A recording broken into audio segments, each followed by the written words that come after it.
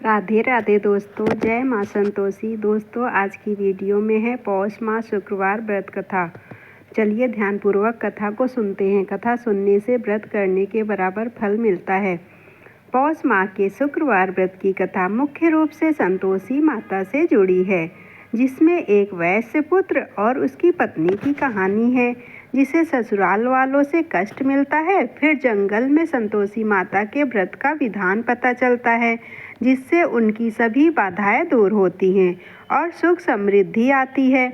इस व्रत में खटाई नमक वर्जित है और गुड़ चना खीर का भोग लगता है, जो धन्य धान्य और सुख शांति देता है। पौष माह शुक्रवार व्रत कथा संक्षेप में। एक वैश्य पुत्र और उसकी पत्नी थे। ससुराल वालों के कहने पर एक बार वैश्य पुत्र अपनी पत्नी, जो संतोषी माता की भक्त थी, से रूठकर विदेश चला गया। घर पर सास ससुर उसे दुखी करते, काम करवाते और भूसी की रोटी खाने को देते।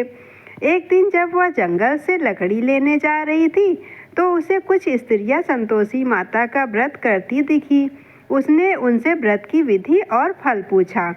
व्रत करने से उसे सुख समृद्धि मिली, लेकिन जब उसने व्रत का उद्यापन समापन ठीक से नहीं किया तो उसे फिर कष्ट हुआ।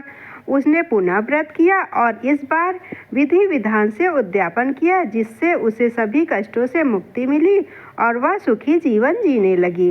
व्रत की विधि और नियम। पौष माह के लिए देवता संतोषी माता और माता लक्ष्मी की पूजा करें।